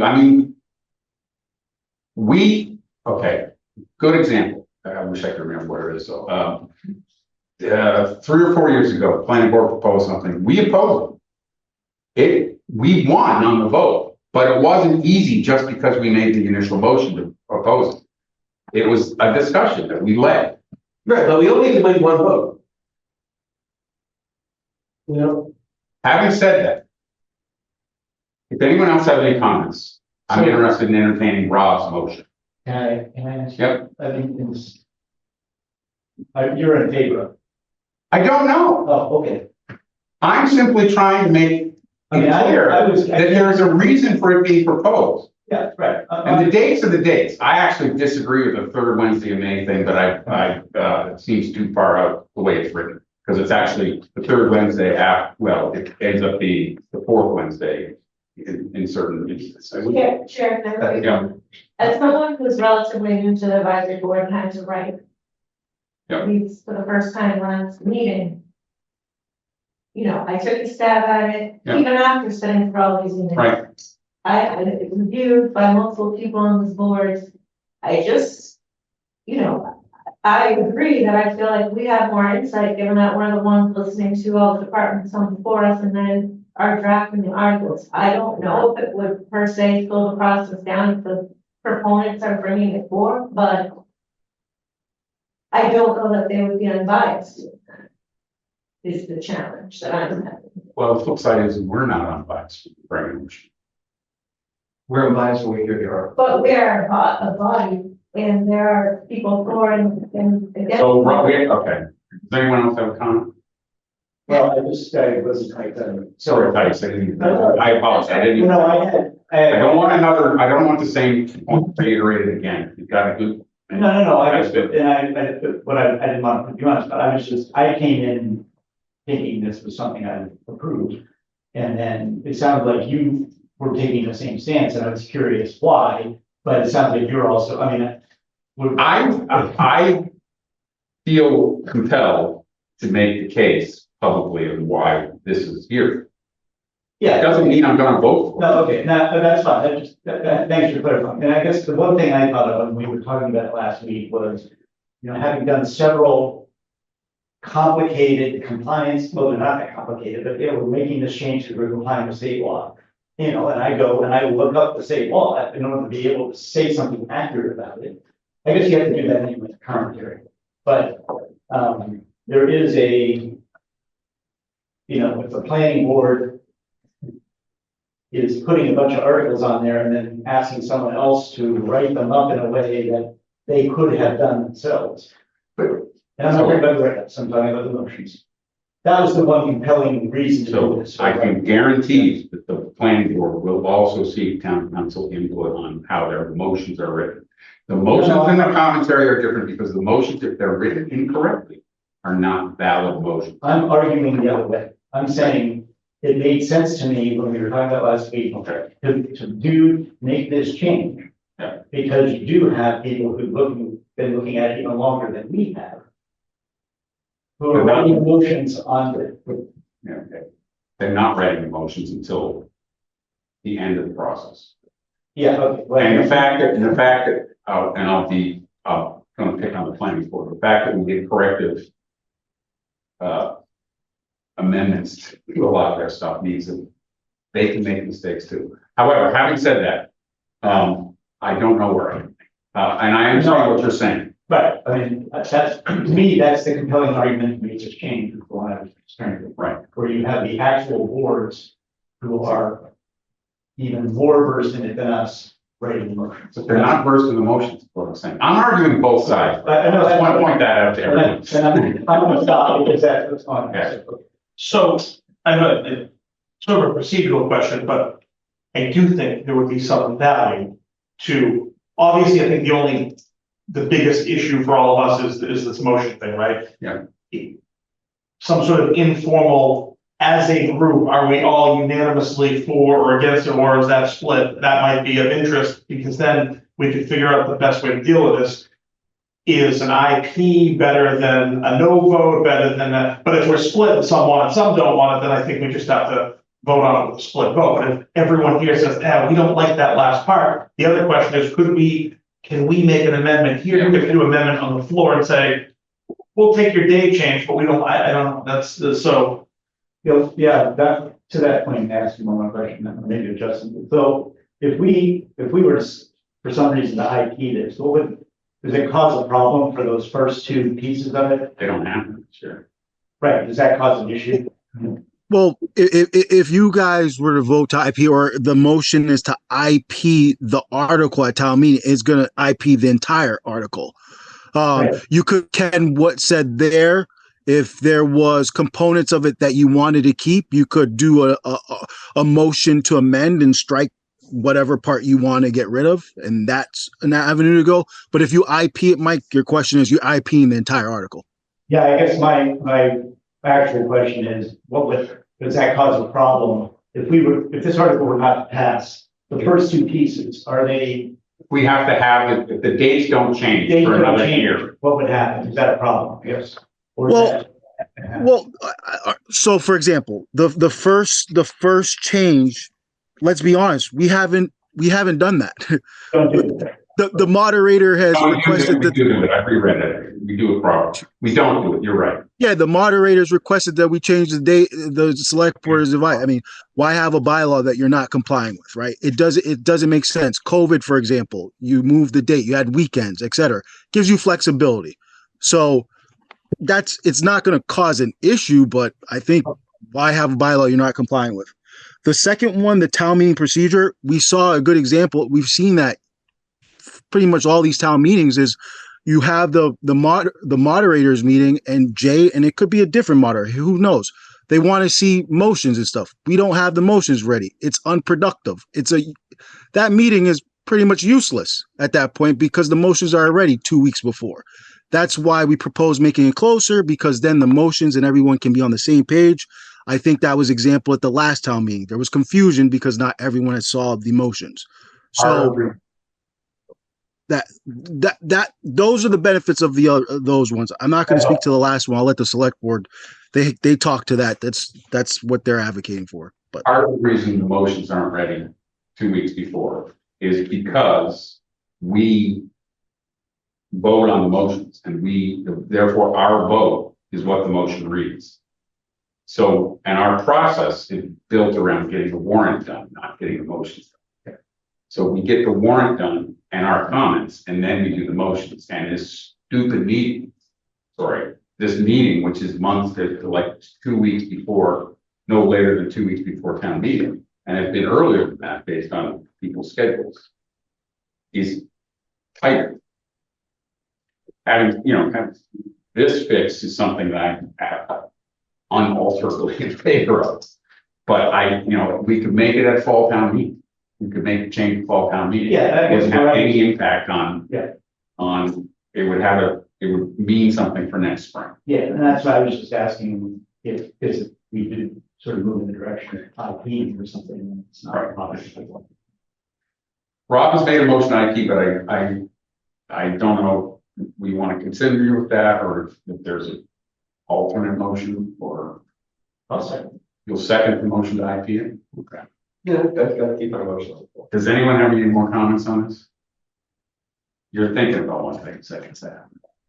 I'm just thinking about, now the timeline, we're asking other folks to write the motion. Is that going to be a It problem? won't go into effect for this time meeting. Right, but I just. Once again, can I just clarify, please? We're not really asking other people to do the motions. And I used an example of the citizens petition. The citizens petition was not written by the citizens petitioner. He gave an idea. He didn't know how to write the article. Staff wrote the article. I wrote the article. I got approval from town council and we wrote the article. I think that would be the same process here in trying to be efficient. If you're naturally a proponent of an article, you know what the motion's going to be for that article. We could have, in theory, if this was in place, in theory, if this was in place, I'd write the article, I'd write the motion now, town council would approve, and we would be ready already for town meeting and the moderators meeting. We're not asking the petitioner. I mean, you could have a petitioner write a motion and we adjust it, but. Then I have an actual comment on that, and it's not to disparage your work. There is no guarantee that the next administration of. That's fair. I was going to say that. Very easily say, let the guy go out and hang himself if he wants to file his own petition. Or if this, Absolutely fair. You're absolutely fair. That's correct. To answer your question, under the current administration and under the previous administrations that I've worked under, the motions have always been reviewed after we write them by town council, and often significantly rewritten, especially land takings and zoning articles, which require very specific language or acceptance of certain kinds of grants. The rest of them are, we write them and we say, Mr. Moderator, I hereby approve whatever. And Just a quick point, and the other thing I hear is that the last paragraph of the motions is for efficiency. Throw that out the window, because now we're sitting next to a microphone, Justin's next to a microphone, select board next to a microphone. Well, now we need the Board of Health or the Planning Commission or whoever they are, they've got to make sure they're there. They've got to be found in the crowd, they've got to come up. So it's not making it more efficient, it's actually slowing things down. Because now all those people have to, well, it's just. But that's what will still be called upon to give an opinion. Yeah, so we're still sitting over. Okay, so I hate to say this, but this is now getting a little ridiculous. The moderator runs the meeting. If the moderator tells the person who's making the motion to sit in the front row, That's where they're gonna be sitting. I mean, it's not moderator's job to make sure that the people get to the mic. The reason we all sit up at front is because we go to the mic on every single motion. If Chad and whoever else, the chair of the select board has to, well, the chair of the select board will make it from stage. But the moderator's job is to make sure, from an efficiency perspective, that no one's sitting at the back and bottling up the microphone every time they have to read something. That's not a legitimate, I don't think that's a legitimate. I'm sorry to be upset about this. I did not expect us to spend half an hour on this. Well, if it's not, so the reason the reason I seconded it, because I'm gonna support it, because I don't think we're ready to approve this yet. I mean, I think it's like the CBC article on the pond, like, we need more information. You know what I mean? But that's, I don't disagree. okay. I'll take a roll call on IP. Is that okay? Patty Stickman, Yes. Mike G, Yes, yes. Rob Gary. Yes. Joyce Terry. Yes, David Lutz, yes. Ken Fitzgerald. Yes. Melissa Sear, No. Jonathan Hurwitz. Yes. Okay, we'll be talking about the fall. We'll also be talking about it in a month. We'll lose it. Or we'll lose it. Right. I'm sorry, this came out of left field, to me, this. I told you I was supposed to. The fact that you were dredging up the constitutional right of Alexander Hamilton. That works. I thought it should get some. I moved to IP 30. Second, Which one's 30? Now, I'm lost. Okay, I actually would, okay, before we vote on it, I think we should vote it down. Oh, okay. I don't. Express an opinion or oppose. But I can be, I'm only one vote here. so explain to me, if I may, Yep. explain to me the difference between an IP and a no. To be real, Rob and I had this conversation. This is like you're saying, well, you know what? We're not quite ready, just like we did on this last, exactly like we did on the last one. We're not quite ready to take this up. We're not ready to take this up because we don't want it to be taken up. Rob. So Joyce, in the legislature, we have this thing called a study order, where a bill is heard in committee and it's given a study order. It's a very nice way for the chairman to say, we're not doing this. If you really don't like the legislator, you pull it out and you report it out, ought not to pass. So it's the difference between ought not to pass and a study order. We're being nice and saying no with stuff with IP. And I think we're being the closest when we do that. At state level, and I think we're being the closest when we do it here. However, I will, if there's no other comment on the IP motion, I will take a vote. It's Rob made a motion to be here second, and Mike seconded. Like, Well, on the grounds that we understand the petitioner is drawing things for. So the reason we're even right, the reason we're voting on it is Ross's position there to get agreement with all the signatories and this citizen proposal did not respect it. So these are still here. So back to what I was doing wrong. It's really hard to hear you. Can you just speak up a little bit, please? These are still on the warrant because the citizen petitions have to have the agreement of all the signatories to withdraw, which is a complicated process. So, so we have a motion on Article 30 to IP, and we'll take a vote. Ken Fitzgerald. Yes. Melissa Sear. No. Jonathan Hurwitz. This is for, I'm sorry, for IP, IP first citizens petition, number 30. which is the one on the moderate, select board. Yes. Yes. You're voting yes on the IP. I second. No. Mike G. Yes, I mean, he, with his board had said he didn't want to go over this. Yes, yes, that's outside of bounds of protocol. Rob Gary. Yes. Joyce Terry. Yes, David Lutz, yes. Article 31 is the one changing the term of the moderator from 3 years to 1 year. This one was also presented to us as the lead petitioner of the interested in pursuing. Can I get a motion? move to IP, Article 31. Second. Does anyone have any comments? Patty Sigmund, No. Mike G. Yes. Rob Gary. Yes. Bruce Terry. Yes. Ken Fitzgerald. Yes. Melissa Sear. No. Jonathan Hurwitz. No. David Lutz, yes. Article 32 is the acceptance of Avery Way.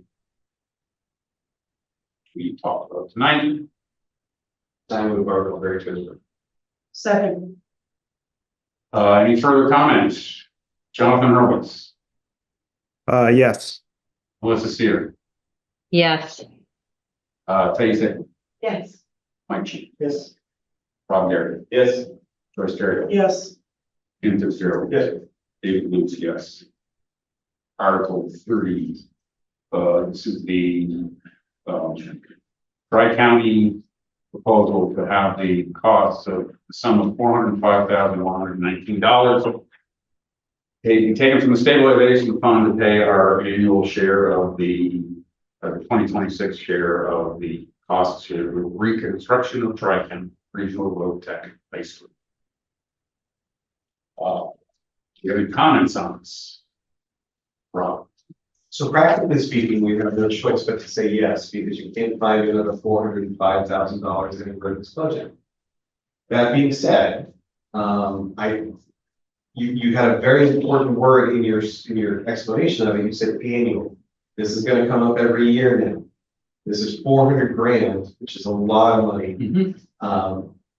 I hope that when we start our review of this thing in July, we actually put on the table putting this to the town as a debt exclusion, so that it comes into the tax rate and we pay for it every year because we said we wanted it. So you got to pay for things. I mean, I don't like to pay for anything, but if I want it, I need to pay for it.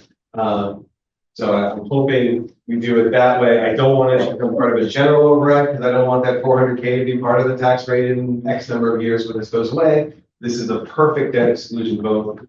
Frankly, we should have done it that way the first time, but we didn't know what the hit was because it's a really weird way of apportioning the funds. So Doesn't this amount fluctuate? It will fluctuate based on enrollment. Yeah. And you can do a debt exclusion override with a fluctuating amount. Franklin did it. So, David, on this one, I think you have a select board member there, so I'll let him speak to it if Kevin's still there. But on this one, I can speak for the board and how they've approached this. They would look to do a debt exclusion. So agreed, Rob, this wouldn't be a debt override they'd be looking to do. They would want to exclude it. So it's not built into the base. So I can speak for that. I don't know if Kevin wants to chime in, but. kind of like your position. Yeah. Yeah, so one time that, like debt exchange. Exclusion for the life, Yes. yes, for the life payments. So it goes away. Yes. Can I get a motion on this one? We'll go to the very base rate report. Second. We'll take a roll call vote. David Lutz, yes. Joyce Terry. Yes. Rob Garrett, yes. Mike G. yes. Patty Sigmund. Yes. Melissa Sear. Yes. Jonathan Hurwitz. Yes. And Fitzgerald. Yes. Article 34 is the rezoning issue with the Pondville area, which we heard about last week and today, or 2 weeks ago and today. If there's no further discussion, I'll entertain a motion. I'm going to approve Article 34. Second. Anyone else want any comments? No? Okay, I'll take a roll call. Jonathan Hurwitz, Yes. Melissa Sear, Yes. Ken Fitzgerald, Yes. David Lutz, yes. Joyce Terrio, Yes. Rob Gary, Yes. Mike G. Yes. Patty Sigmund. Yes. We have a vote. Now, sorry to do this to you folks, but we have to figure out who's gonna write these up. What? I have my selections. Those are the exact one, right? No. Election of town officials, we do not need to do, are you trying to go home early or something, Joyce? Because we still have a few minutes. We can hopefully blow through this. Wait. Question, Chair, are we Sure. meeting next week or? We're not. We are, our write-ups are due next Wednesday. Okay. So we've got a week, which is actually a little longer than we had the last 2 years. It's a whole week, not 2 days a weekend. So, anyway, so that's a good, we don't need to vote on one. Select board unpaid bills. It's now I need to vote. It's a 19th. I can write up. Can you take a crack at a couple of your? We've taken a crack at capital. And stuff. I usually end up doing like capital and then contractual and that kind of stuff. Okay. I'll do unpaid bills. I'll do budget transfers.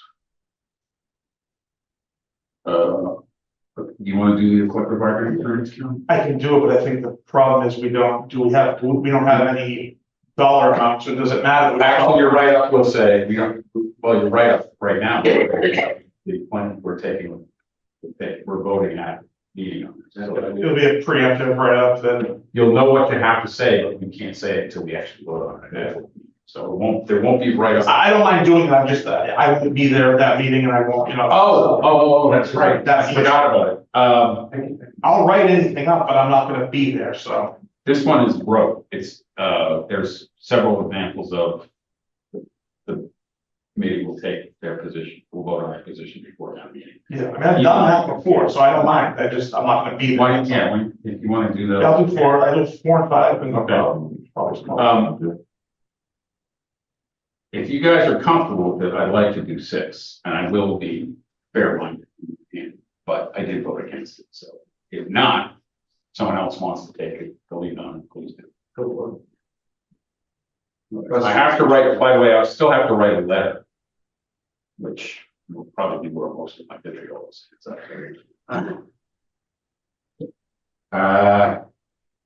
Water division. I'm doing 7 and 8. Okay. Capital funds, other sources. I've got, these are in my system someplace as written. I'll just do these ones because we're not, they're IPs. I can do these ones, Dave. Reauthorizing spending, revolving fund limits. Can do those. I did those last time, I think. Okay, great. Chapter 90.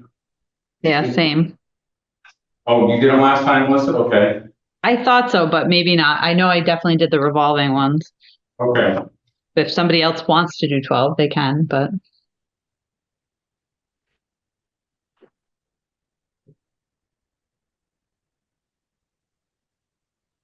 Sometimes Brian stuff when he wasn't here, when I signed capital stuff because he's not here. Well, Kevin will probably read yours the way I did think about it. Because of the voice. Radio national. Yeah, really hard ones. The MBTA overlay. Okay, all right. Cool. Yeah, I just needed to check something. If you want to do them all, is that what you're saying? I can do those. Okay, Mike. Joyce, have we taken it away any of yours yet? No, Okay. not yet. Accessory dwelling units. Kevin did express an interest in doing, not realizing we have not one but 2 people who will take an active interest in the zoning stuff. You wanted, you could do the zoning ones. Go with God. Needs to show up at the meeting. Fine. No, but he didn't say, I don't want to do that. I want to divide them up. Well, which ones do you want? You're here, you should choose. You should do it. It's poorly written. I'll do electric vehicle. Okay, so accessory dwelling units. Kevin? Sure. Floodplain protection district. He's not here, he's in that. Sounds good to me. Estate lot permit time frame. Sure. Rob. Have we not got one yet? No, Okay. He's holding up pickleball. We already did pickleball. I can't do those because they're CPC, so. I'll try to. Forgot about that. Special permit valid time period. Yeah. DDA and PD permit granting authority. Public Works, Public Shade. I'd like to do this. You want to do this one? Hey, I don't think you've assigned any to me, so don't forget about me. I'm happy to do some. Yeah, we're taking two. Jonathan, what do you want to do? Don't care which. Want to do shade trees? Sure. All right. You could put some of the, I'll do those and Want to do some of the CPC? You want to work the CPC stuff out with Mike? yeah, that's fine. Okay. I can do the citizen petition ones if you like. Okay. Oh, you want to do those? Oh, did you want to do them? I was gonna do 28 to 32. That's fine. Can you use town clerk one? Keep it on. Oh, no, then probably I not. can do that one. I can do that one. Okay. Nice, okay. Sure. That's the dog kennel one. Sure. 29. So I'll do 29 to 30. I'll do 29 to 32. I can do those. Street acceptance? Sure, why not? You know, um, 32s, okay, select board, tri-county, I'll do that one. all right, and planning board, MBTA communities. Um, The multi-way.